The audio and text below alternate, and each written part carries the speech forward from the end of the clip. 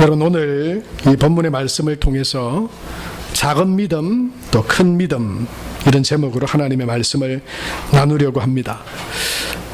제목에서 알게 되는 것처럼 오늘 말씀의 주제는 믿음입니다. 여러분, 이 믿음에 대해서 하나님의 말씀을 나누면서 저는 여러분에게 먼저 이런 질문을 던지면서 말씀을 시작하려 합니다. 여러분의 믿음은 어떤 믿음이십니까? 좀 어리석은 질문인데요. 답은 둘 중에 하나입니다. 작은 믿음이십니까? 큰 믿음이십니까? 아무도 대답 안 하시는 거 보니까 다들 작은 믿음입니다, 그렇게 고백하시는 것 같습니다. 속으로는 어떤지 모르겠습니다. 속으로는 난 이만하면 뭐 큰 믿음이지 뭘, 아마 그렇게 생각하는 분이 계실는지 모르겠지만 아마 소리내서 그렇게 말하는 분은 참 어리석은 분일 거예요. 아유, 저 교만한 사람, 뭐 대단하다고, 큰 믿음이라고 어시되나, 뭐 이렇게 눈총받을지도 모르겠습니다. 여러분, 어떻든 그것은 여러분 저한테 말하기보다 하나님 앞에 내 모습이 어떤 믿음인가라고 하는 것은 정말 중요한 문제입니다. 그것에 대해서 이 시간 정말 하나님 앞에 진실되게 우리의 믿음을 살펴봐야 합니다. 그리고 여러분, 우리는 언제부터 내가 그랬는가를 한번 뒤돌아봐야 됩니다. 지금 혹시 여러분 작은 믿음이라고 생각하시는 분은 혹시 10년 전에도 혹시 그러신 것 아닙니까? 혹시 20년 전에도 나는 그냥 겸손하여서가 아니라 난 그냥 작은 믿음 같아. 여러분, 그렇게 되면 좀 문제가 있을 수 있습니다. 지금 막 믿음을 시작하는, 신앙의 길을 시작하는 분은 작은 믿음일 수밖에 없겠죠.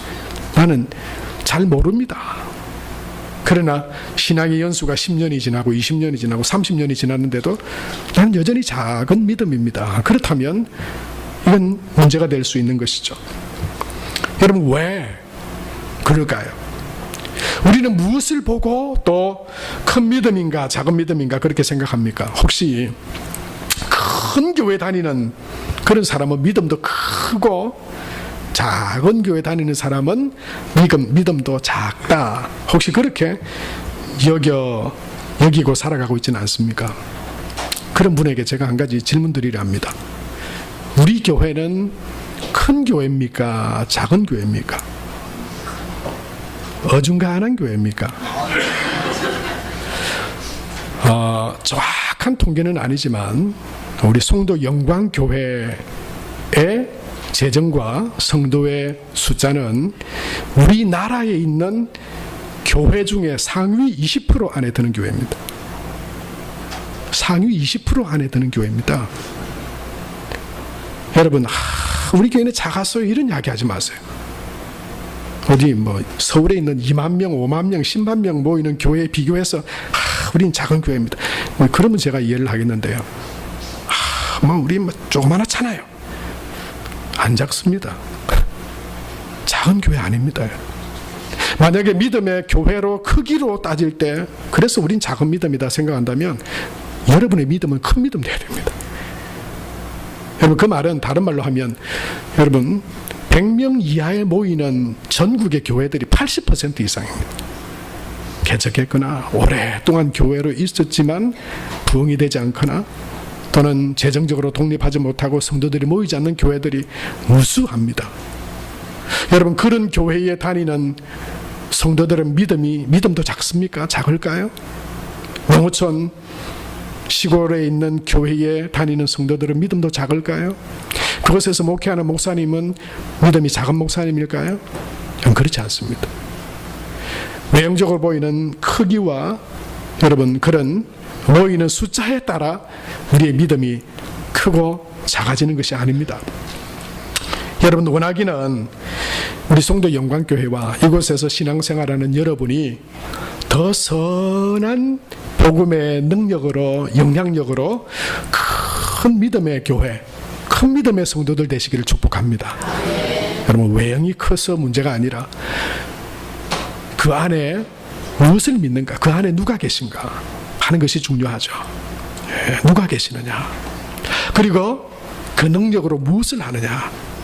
선한 통로로 여러분 쓰임받는 것이죠. 이건 다른 말로 하면 이런 겁니다. 여러분, 교회는 단지 교회의 규모나 외형에 따라서 거기에 속한 사람들의 믿음도 같이 여러분 크거나 아름다워지는 건 아니에요. 마치 이런 거죠. 여러분, 어떤 사람이 좋은 사람입니까? 학벌이 높은 사람이 좋은 사람인가요? 그럴 리가 없잖아요. 만약에 내가 무학자면, 내가 무학이면 난 학교도 다닐 그런 형편도 되지 못해서 학교도 못 다녔습니다. 그 사람 나쁜 사람인가요? 아니잖아요. 그것으로 좋고 나쁘고를 평가할 수 없습니다. 여러분, 영화에 보면, 영화 기생충이라고 하는 영화에 이런 대사 나오는 걸 아세요? 그 부잣집에 아주 그 반지하 가난한 사람이 함께 가서 그 부자를 보면서 이런 말을 합니다. 부자들은 참 착해. 나도 부자가 되면 더 착해질 텐데. 웃기시네. 뭐 부자가 되면 착해진다고요? 여러분, 부자이면서 옹졸하고 인색하고 못된 사람이 얼마나 많은데. 별로 가진 것 없고 가난해도 착하게 살아가는 사람들이, 선하고 착한 사람이 얼마나 많은데, 여러분, 그것으로 여러분 착하고 선하고 따질 수 없다고 하는 거예요. 그러면 이렇게 생각하면 어떨까요? 교회에 주어진 직분이 있으면 그 사람은 믿음도 클 것이다. 그러면 한번, 이건 뭐 서열도 아니지만 한번 해봅시다. 여러분, 그러면은 교회의 믿음이 제일 좋은 사람이 목사일까요? 제일 믿음이 좋은 사람들이 장로님들일까요? 그렇기도 할 수 있고 아닐 수도 있는 거죠. 저는 개인적으로 참 기쁩니다.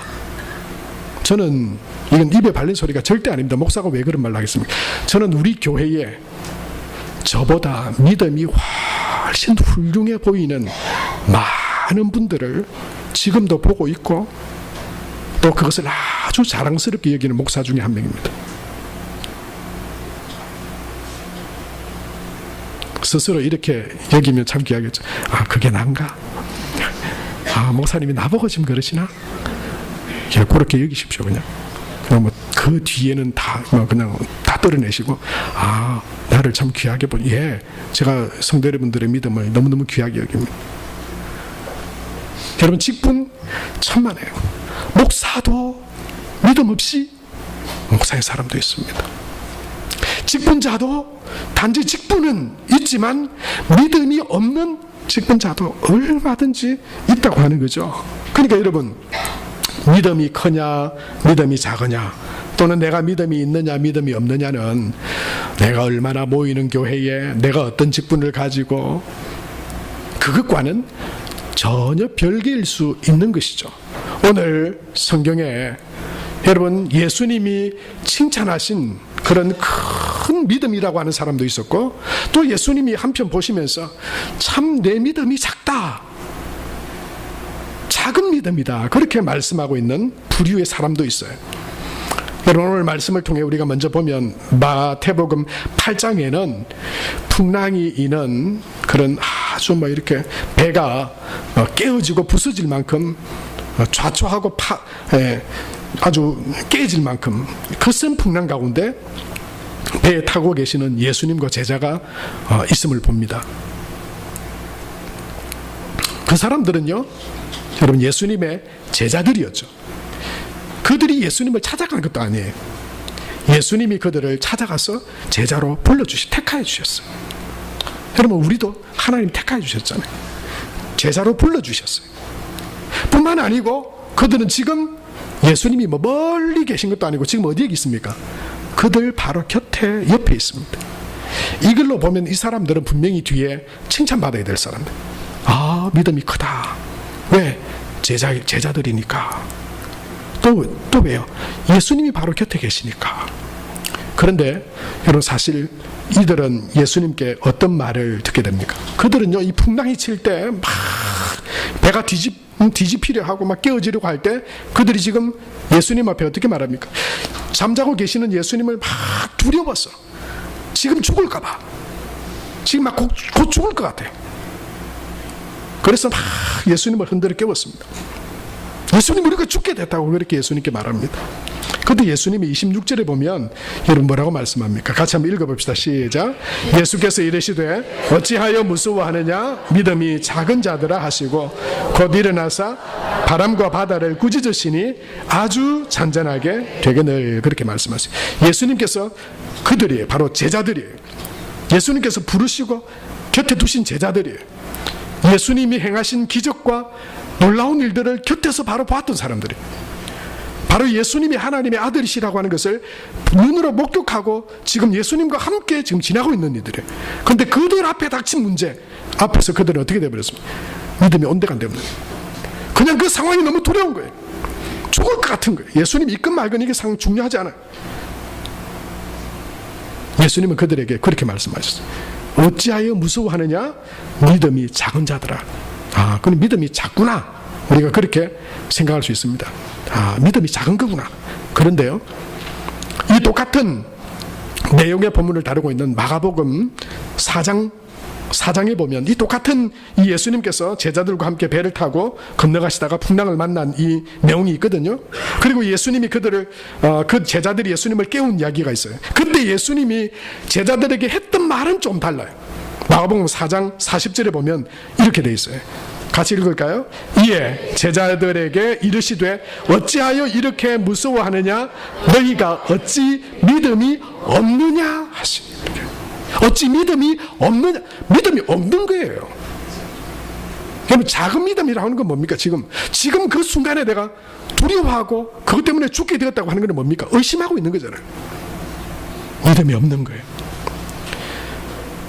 마태복음 8장에는 이 믿음이 작은 자들아 할 때 이 작은 자들이라고 하는 믿음이 작은이라고 하는 말이 원문으로는 어떤 뜻이냐면요, 믿음이 약하여져서 굳건하게 신앙생활을 하지 못하는 사람, 다른 말로 뭡니까? 안 믿는 사람이죠. 믿는다고 생각했는데 그 앞에 문제가 딱 부딪히자 안 믿는 사람이 되어버린 거예요. 그러니까 믿는다고 여기는 것과 믿는 것은 다른 거예요. 그런 일이 일어나지 않으면 내가 믿는다고 여전히 생각하고 지낼 텐데 그런 일이 딱 부딪히니까 안 믿는 사람으로 내가 반응하고 있는 거예요.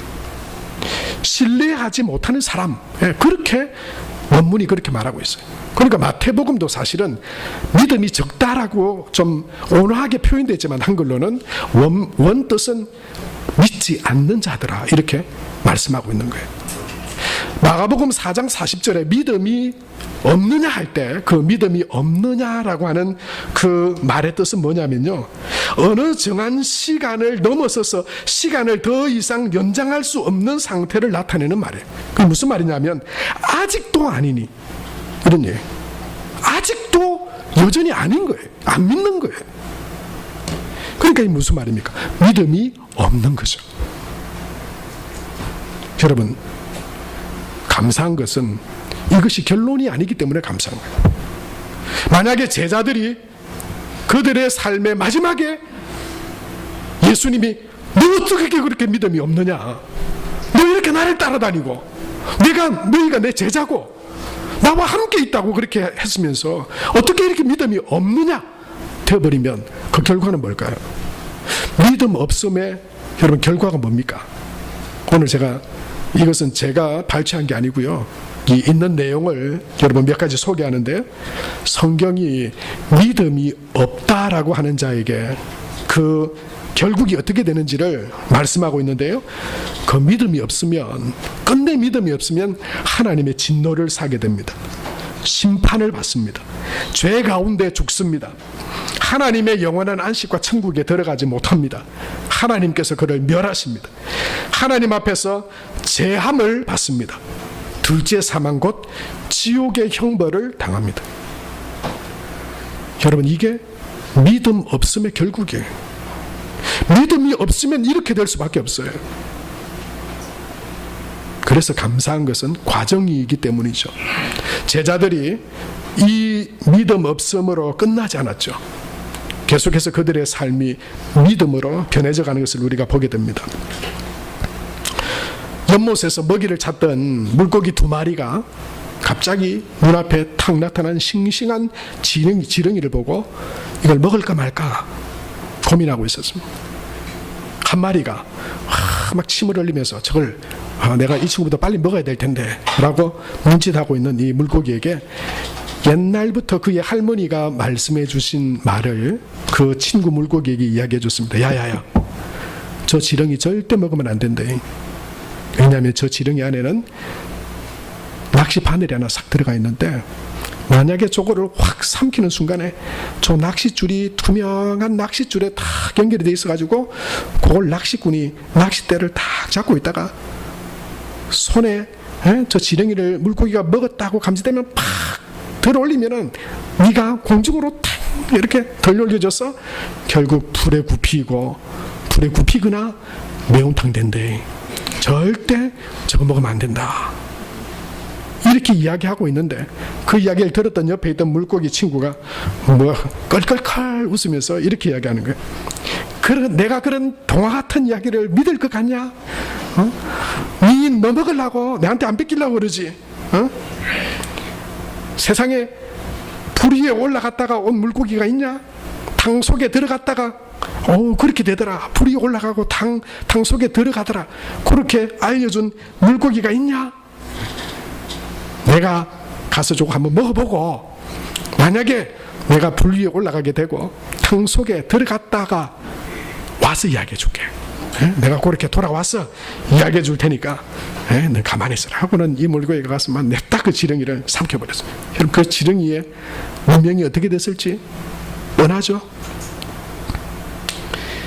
여러분, 하나님은 우리에게 분명히 이 믿음에 대해서 믿음 없음의 결과가 어떤 것인지, 예수님은 지금 작은 믿음이라고 말하고 있지만 그 순간에 예수님을 믿지 않았던 그 불신의 그것이 결론에 그 결국이 무엇인지를 하나님은 우리에게 분명하게 말씀해 주고 있는 것이에요.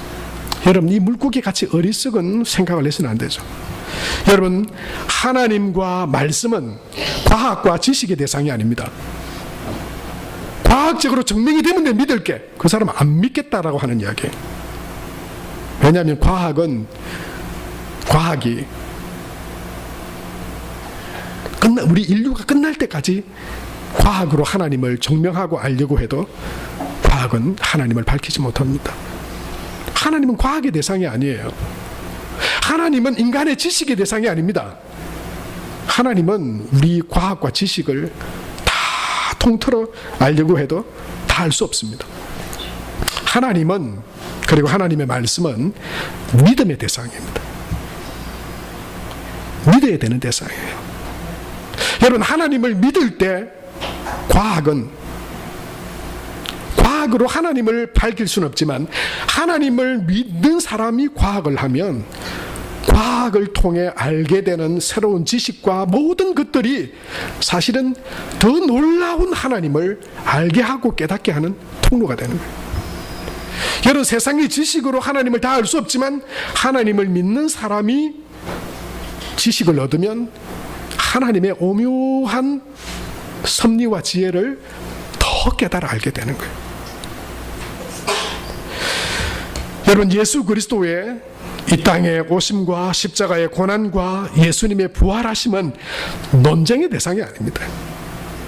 그게 맞나 아니나, 그게 아닌가, 있는가, 뭐 그런가, 어떤 모양인가 저런 모양인가, 여러분, 그런 논쟁한다고 새로워질 것도 없고 사실이 변할 것도 없어. 논쟁의 대상이 아니에요. 여러분, 예수 그리스도의 이 땅에 오심과 그 죽으심과 부활하심은요, 믿음의 대상이에요. 신앙의 대상이에요. 그래서 여러분, 본질적으로 하나님과 구원자이신 예수님과 생명과 복된 말씀은 본질적으로 아느냐 모르느냐가 중요한 게 아니에요. 맞느냐 틀리느냐의 문제도 아니에요. 중요한 건 뭐냐면 그것을 믿느냐 믿지 않느냐의 문제예요. 사랑하는 성도 여러분, 그 위급한 상황 가운데 제자들로 택함 받았으면서도 예수님, 하나님의 아들 예수님이 지금 곁에 계신데도 예수님을 알고 보고는 있죠. 그러나 믿지 않았어요. 그 상황에 두려워하고 의심하고 죽게 되었다고 원망하고 있어요. 사랑하는 성도 여러분, 믿음의 길을 걸어가는 저와 여러분이 될 수 있게 되기를 바랍니다. 하나님께서 우리에게 이렇게 말씀하시는데도 안 믿는 사람이 있어요. 하나님의 말씀을 안 믿는 사람이 있어요. 여러분 딱 여기에 들어맞는 예수님의 제자 중에 한 명이 있죠. 요한복음 20장에 보면 도마라고 하는 사람. 부활하신 예수님이 분명히 제자들에게 찾아오셨어요. 그리고 제자들에게 그 못 박힌 손과 구멍난 허리를 창에 구멍난 허리를 보여주셨어요. 그리고 그들과 함께 있었어요. 그런데 그때 한 명이 딱 빠졌죠. 디두모라 하는 도마. 도마는 그 자리에 없었어요. 뭐하러 그 중요한 시간에 어디 갔었는지 모르겠는데. 그거는 뭐 성경에 기록이 안 돼 있어. 어디 갔었는지. 근데 막상 그 자리에 또 와보니까 제자들이 지금 부활하신 예수님 만났다 그러잖아요. 근데 이 도마가 믿을 수 있습니까? 안 믿기는 거예요. 예수님 말씀하셨지만, 야, 예수님이 그때 말씀 그렇게 하시긴 하셨지만, 아니 그게 과학적으로 경험적으로 지식적으로 그게 맞는 말이냐? 안 되는 거예요. 안 믿는 거예요. 8회를 지난 후에 예수님께서 다시 제자들이 다 모인 곳에 오셔서 도마가 있는 곳에서 예수님께서 말씀하시죠. 요한복음 20장 25절에 보면 도마의 말이 있고 27절에 보면 이렇게 기록이 되어 있죠. 27절에 도마에게 이르시되 내 손가락을 이리 내밀어 내 손을 보고 내 손을 내밀어 내 옆구리에 넣어보라. 그리하여 믿음 없는 자가 되지 말고 믿는 자가 되라. 그렇게 말씀했어요. 여러분 여기서 중요한 말이 하나 있습니다. 그 믿는 자가 되라. 어떻게 안 믿어지니? 어떻게 믿어져요? 그냥 믿는 자가 되라 한다고 그냥 믿어지나요? 여러분 이 자리에 앉아있는 여러분 중에서도 안 믿는 사람이 있어요. 어떻게 할래요? 믿는 자가 되라 그러는데 그냥 믿는 자가 되라 믿는 자가 되라 어떻게 그냥 그런다고 믿어지나요? 예수님 말씀하셨잖아요.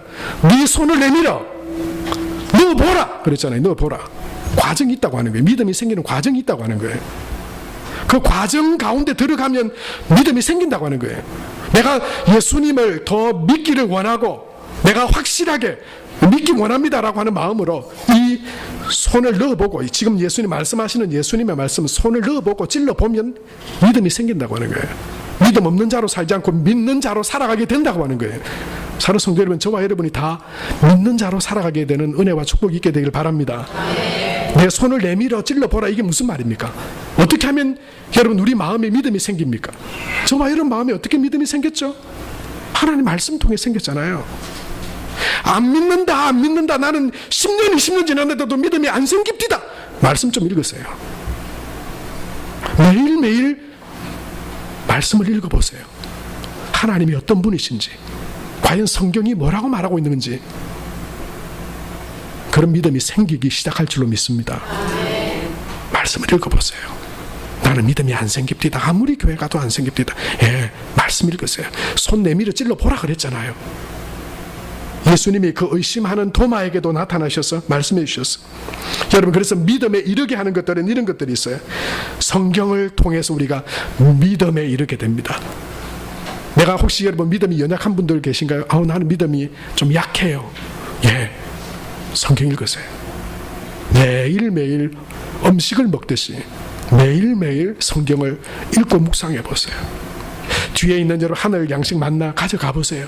가져가셔서 하루하루라도 읽고 묵상해 보세요. 믿음이 반드시 생기게 될 겁니다.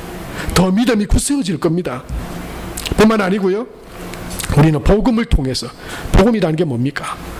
정말 여러분 보면 이 땅에 정말 기쁜 소식이 뭔가, 우리 삶이라고 하는 게 어떤 모습인가? 성경이 말하는 복음을 듣는 거예요. 하나님으로부터 지어졌지만 타락하여 죄 가운데 살아가고 있고, 그 죄의 결과는 사망이고, 구원하시고 살리시기 위해서 예수님께서 오셨고, 그것을 믿음으로 받아들이는 게 복음이잖아요. 그 복음 안에 거하면 우리는 믿음으로 세워지게 됩니다. 그리고 여러분 우리에게 주신 그리스도의 말씀이 있어요. 하나님의 말씀이 있어요. 그 말씀을 읽고 그 말씀을 따라 여러분 순종하며 살아가 보면 하나님이 역사하시는 것을 보게 돼요. 할렐루야. 아멘. 여러분 지금 우리 교회 여러분 그 안 느껴지세요? 저는 올해 더 강력한 하나님의 역사하심을 보고 있는데, 여러분 우리 교회 보세요. 이제 올라오는 계단까지 다 수리를 했어요. 처음에는 빚을 내서라도 어떻게 해보자 그랬는데 빚 하나도 안 졌어요. 다 다 성도들의 기도와 물질의 헌신으로 처음에요. 우리 보고 처음에 의심했던 분들 많을걸요. 아, 이게 어떻게 되겠나? 우리가 뭐 조그만한 우리가 어떻게 되겠나? 우리가 뭐 돈이 있어서 자꾸 뭐 어떤 일을 만든다. 뭐 이렇게 보는 분들 있었을걸요. 지금 보세요. 남았습니다. 할렐루야. 남았어요. 좀 더 할 수도 있습니다. 여러분, 이번 여름에 수련 애들 많았죠. 사실은 처음에 저는 담임 목사로서 전도사님들이 수련회 계획을 가지고 왔을 때 다 그 자리에서 끊고 싶었어요. 왜냐하면 보니까 계획이 너무 엉망인 거예요. 예산이 안 되는 거예요. 일단 지금 있는 예산으로 지금 있는 부수의 예산을 다 해도 안 되는 거예요. 그러면 좀 다 해서 된다 하면 그다음 이후에는 이제 이 하반기는 뭘로 해서 먹고 운영을 할 겁니까? 근데 제가 전도사님들에게 그렇게 물었어요. 이거 꼭 해야 되겠냐고. 꼭 해야 되겠냐고 물었어요. 조금 윽박지르듯이 물었어요. 그냥 포기하라고, 떨어져라고. 이거 꼭 해야 되겠습니까? 아, 이게 프로그램이라고 가져왔어요. 이거 그래도 해야 되겠어요? 해야 되겠냐? 대답을 못 하길래, 아, 할 거냐고요. 그러니까, 예, 목사님 해야 되겠습니다. 그럼 하세요. 그래, 좀 믿음 없는 목사가 되기는 싫습니다. 여러분, 프로그램이 완벽해야 되는 것도 아니거든요. 우리가 부족해도, 와, 이거 어떻게 하나. 여러분, 언제는 뭐 우리가 다 완벽하게 준비되어서 하나님의 은혜가 임했습니까? 그 사람은 믿음을 경험하지 못합니다. 그러면 이미 내가 완벽한데 하나님이 들어올 틈이 없는데요. 내가 다 계획했고 다 준비했고요. 뭐 하나님이 은혜 안 주셔도 뭐 우리 다 이걸로 됩니다. 그러면 그 사람은 살아계신 하나님의 역사하심과 기적과 능력을 체험할 길이 없어요. 물론 그렇다고 해서 그 잘했다는 건 아닙니다. 저도 전사님들께 이번에 오늘도 그랬습니다. 이번을 거울 삼아서 다음에는 더 준비를 잘해서 가서 은혜 받는 일에 좀 더 집중하자. 그렇게 전사님들께 말씀드렸어요. 근데 지나고 나니까 여러분, 모자라서 계획하려고 했던 거 못했다고 하는 부서 하나도 없었습니다. 할렐루야. 다 채워주시더라고요. 다 채워주시더라고요. 여러분, 우리가 그냥 무조건 하면 된다 이래서 된 것 아니에요. 우리가 기도하면서 이 어린 아이들, 우리 교회에 맡겨진 유치부, 아동부, 중고등부, 이 아이들을 우리가 믿음으로 우리 교회가 키우고 또 거기서 하나님께서 어떻게 하실지 모르겠지만 그 복된 자리로 우리가 밀어주고 기도하고 보니까, 여러분, 이 중에 억지로 한 분 있습니까? 여러분, 제 이름도 있죠. 제가 아마 제일 먼저 했을 거예요. 하나님이 은혜의 선물을 딱 주시더라고요. 아, 이거는 복 받을 기회구나. 제가 딱 생각하고 제일 먼저 복 받는 자리에 내가 가야지. 제가 욕심쟁이입니다. 하나님 앞에 드렸어요. 보니까 그 뒤에 보니까 성도들이 기관에서도, 제가 기관 그 모임 하는데도 가보니까 기관에도 돈이 없어요. 그 기관의 모임과 교제하기에도 부족해요. 그런데 우리가 이거 딱 잘랐어. 하나님께 드리자. 믿음으로 하나님 앞에 드린 모든 성도들의 기도와 그 물질과 헌신에 하나님의 은혜와 축복이 함께 하실 줄로 믿습니다. 여러분, 그래야 우리의 믿음이 크는 것 아니겠어요? 살아계신 하나님을 우리가 뭘로 경험해요? 그 하나님의 말씀에 믿음으로 순종하여 나갈 때 하나님이 어떻게 하시는가를 봐야, 아, 하나님 살아계시구나, 하나님 역사하시는 분이시구나, 하나님이 은혜와 복을 주시는 분이구나. 여러분, 그 복된 믿음 가운데 나가는 저와 여러분이 될 수 있게 되기 바랍니다. 작은 믿음에 계시지 마세요. 그것이 우리의 결론이 되어서는 안 됩니다. 오늘 큰 믿음에 대해서 마태복음 15장에 예수님께서 말씀하고 계시죠. 이 이야기를 간단하게 드리면 그렇잖아요. 예수님께서 두로와 시돈이라고 하는 곳에 가셨습니다. 근데 거기에 헬라인이라고 말하고 있어요. 마가복음 4장에는 헬라인이라는 게 여러분 뭡니까? 이건 제자도 아니고 이스라엘 백성도 아니고 이방인, 개처럼 여겼던 이방인, 그것도 여인이. 문제는 어떤 문제입니까? 이거 뭐 좀 문제 중에 뭐 깨끗한 문제, 좀 덜 깨끗한 문제가 뭐 있겠습니까만은 뭡니까? 그 중에서도 특별히 이 딸이 귀신이 들려가지고 온갖 어려움을 다 겪고 있는 이 문제를 가진 가나안 여인, 헬라인 여인, 수로보니게 족속이라고 하는 여인이 예수님 앞에 가지고 나왔잖아요. 여러분, 여기에서 예수님은 이 여인에게 결론적으로 내 믿음이 크도다 그래서 원문에, 여러분 성경에는 안 나타나 있지만 헬라어 원문에는 오, 내 믿음이 크도다 이렇게 됐어요. 감탄사가 있어요. 예수님의 감탄사가 있어요. 오, 내 믿음이 크도다. 여러분, 이 여인이 예수님 앞에 큰 믿음으로 칭찬받게 되는 것을 보면서 저와 여러분, 우리도 어떤 여러분 출신이나 어떤 상황이나 어떤 조건을 떠나서 저와 여러분 우리 모두가 큰 믿음의 소유자들이 될 수 있을 줄로 믿습니다.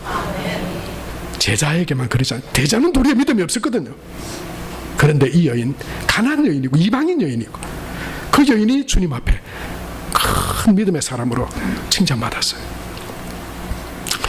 우리에게 하나의 소망이고요. 또 한 가지는 뭐냐면 이 여인이 큰 믿음이라고 인정받았던 것은 그 차가운 예수님의 냉소와 거절에도 그 믿음이 꺾이지 않았다고 하는 거예요. 여러분, 잘 믿는 것 같다가 어떤 문제를 탁 만나가지고 거기서 내가 예수님을 전혀 안 믿어요. 그러면 그것이 믿는 겁니까? 안 믿는 겁니까? 안 믿는 겁니다. 오늘도 우리는 믿음으로 살아야 되고 내일도 믿음으로 살아야 합니다. 예수님이 이렇게 거절하셨어요. 23절과 24절에 보면 여러분 이렇게 기록되어져 있죠. 예수는 한 말씀도 대답하지 아니하시니 제자들이 와서 청하여 말하되, 이건 처음이에요. 아니, 심지어 제자들이 어리석게 막 말리고 했었는데 이번에는 거꾸로 됐어요. 예수님은 냉랭하고 예수님 도와주세요, 불쌍히 여겨주세요 말하는 가나안 여인에게 예수님은 도리어요 눈빛 한번 안 주는 거예요. 얼마나 답답했으면 제자들이 예수님 좀 보세요, 저 여자 좀 보세요, 저렇게 부르짖는데 어떻게 좀 해보세요, 이렇게 된 거예요. 24절에 예수님 뭐라 말씀하시나요? 예수께서 대답하시되, 이건 더하죠. 나는 이스라엘 집에 잃어버린 양 외에는 다른 데로 보내심을 받지 아니하였다. 여러분, 사실은 성경에 이런 경우는 참 처음이죠. 하나님이나 예수님이 사랑의 주님이시고 은혜와 긍휼의 주님이신데 이거는 전혀 아니잖아요. 그래서 아니구나, 이 부분만 보고 여러분 그렇게 생각하면 그건 크게 실수하는 거예요. 매몰차고 차갑고 인정 없이 보이는 예수님, 거기에는 특별한 하나님의 이유가 있는 거예요. 성경에도 여러분 혹시 납득되지 않는 하나님에 대해서 여러분 보여질 때가 있거든요. 그래서 성경은 다 꾸며낸 거고 거짓이구나, 그 어리석은 사람이에요. 그런 것들 속에는 하나님이 숨겨두신 특별한 보화와 같은 하나님의 계획들이 있어요. 여러분, 이 사건에도 마찬가지. 예수님께서 그렇게 차갑고 매몰차게 그 여인을 거부하시고 냉담하게 반응하신 이유는 지금 믿음으로 내게 이 여인이 다가오고 있는데 정말 그 여인의 믿음이 참된 것인가를 알아보시기 위함입니다. 혹시 여기 예배 중에 있는 분들 중에도 나는 지금 하나님으로부터 거절당하고 있습니다라고 하는 그런 마음으로 혹시 예배 가운데 있는 분들 없습니까?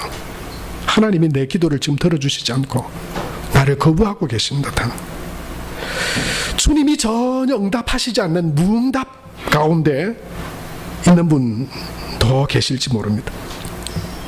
그런데 여러분, 주님은 그냥 거부하지 않으십니다. 주님은 그냥 아무 이유 없이 냉랭하게 대하지 않으십니다.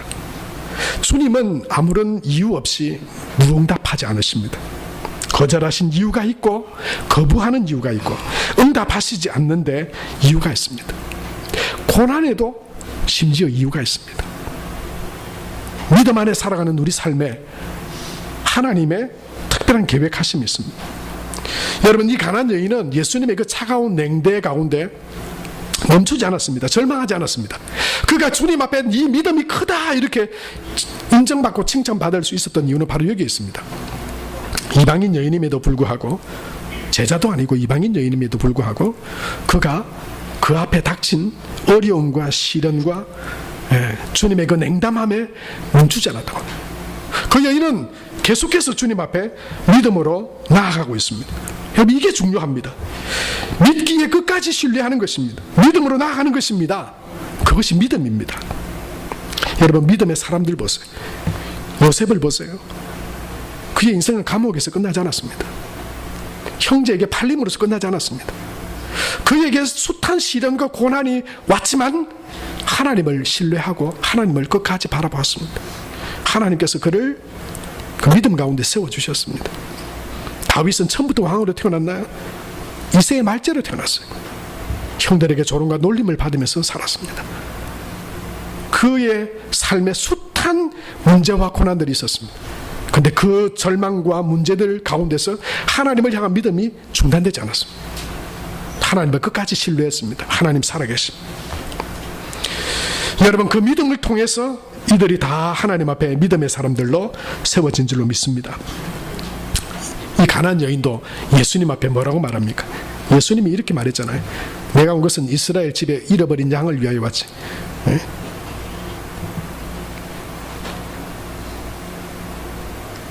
주인의 상에서 개들에게 던짐이 마땅치 않다고 그렇게 말씀하잖아요. 그런데 이 여인이 뭐라고 말하냐? 27절 말씀해 보면요, 같이 한번 읽읍시다. 시작. 여자가 이르되 주여 올소이다마는 개들도 제 주인의 상에서 떨어지는 부스러기를 먹나이다 하니.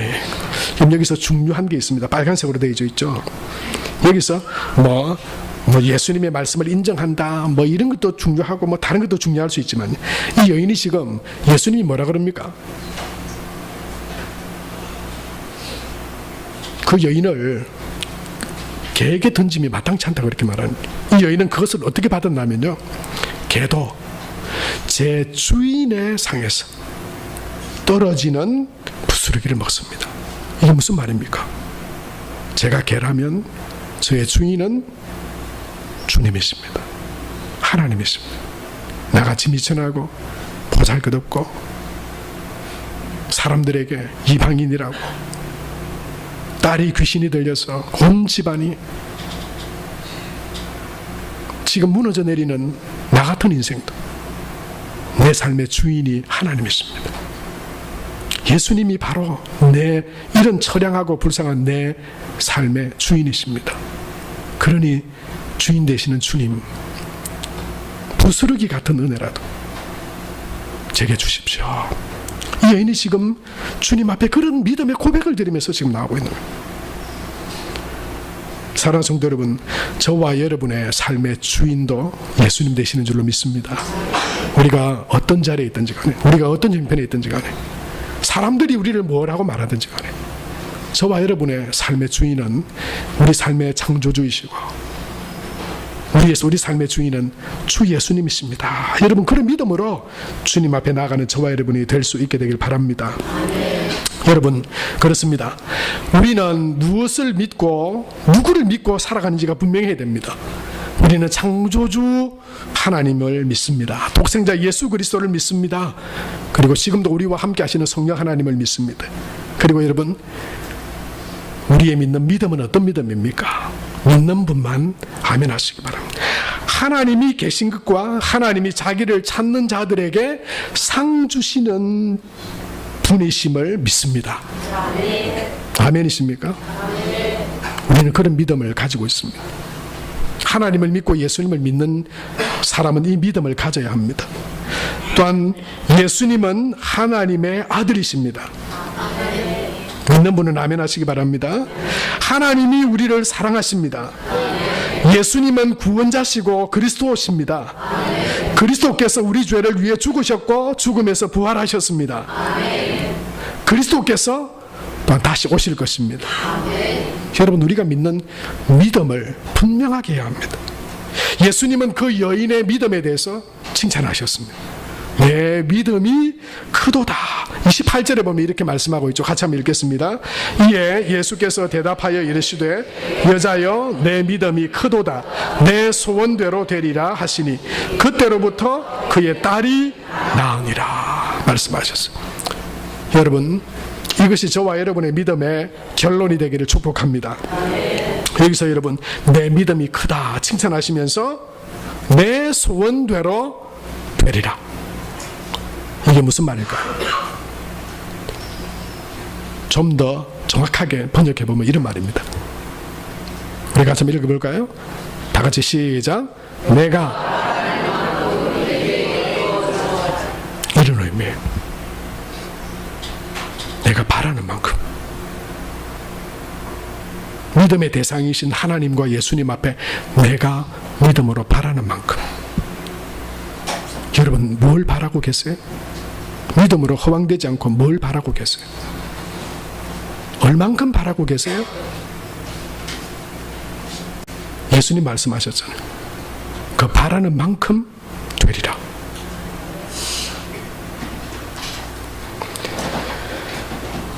사랑하는 성도 여러분, 저와 여러분의 믿음을 통해 저와 여러분의 믿음이 여러분 이 예수님께서 이 말씀을 하신 뒤에 그렇게 되죠. 그때로부터 그의 딸이 나으니라 말씀하셨어요. 저와 여러분이 하나님을 향한 믿음, 그 믿음이 정말 우리가 바라는 만큼, 우리가 믿고 구하는 만큼 하나님께서 주심을 누리는 그런 복된 믿음의 삶을 살아가는 저와 여러분 우리 모두가 다 되시기를, 큰 믿음에 한 사람도 빠짐없이 여기 있는 이 분들 중에 믿음이 작은 자야, 믿음이 없는 자야가 아니라 여러분 믿음이 큰 사람들로 하나님 앞에 우리 모두가 서게 되는 그런 은혜가 우리 모두에게 있게 되기를 바랍니다. 우리 시간 말씀을 기억하며 한 1, 2분 정도 한번 기도합시다. 주님, 저의 믿음이 어떤 믿음인지 보게 하소서. 여러분 그렇게 한번 기도하세요. 정말 자신을 보면서 자신에게 한번 물어보세요. 나는 정말 예수님을, 하나님을, 또 그 말씀을 믿는 자로 살아가고 있는가? 하나님은 믿는다 하는 것 같고 제자 같고 예수님 곁에 나는 살아가고 있는 것 같은데 정말 내가 예수님을 믿고 있지는 않는 그런 믿음이 없는 자인가? 주님, 저에게 믿음을 주옵소서. 큰 믿음을 주옵소서. 어떤 시련과 어려움 가운데도 하나님께서 얼마나 크고 놀라운 것을 부어주셔도 교만하거나 불신앙에 빠지지 않고 어떤 문제와 시련 앞에서도 하나님이 없다고 불평하고 원망하고 멈추어버리는 그런 믿음이 아니라 하나님, 그 가난한 여인의 믿음처럼 그 부족하고 연약한 그 여인도 큰 믿음으로 하나님 앞에 쓰임받고 칭찬받고 인정받을 수 있었던 것처럼 하나님, 우리 한 사람 한 사람 나를 큰 믿음의 사람으로 서게 하소서. 내가 바라는 만큼 얻게 되리라 말씀하신 것처럼 하나님 안에서 믿음으로 바라게 하시고 기도하게 하시고 믿음으로 하나님 나아가서 하나님이 주시는 큰 은혜를 누리는 복된 믿음의 삶이 되게 하소서. 함께 기도하며 나아가겠습니다. 살아계신 아버지 하나님, 은혜와 사랑을 감사합니다.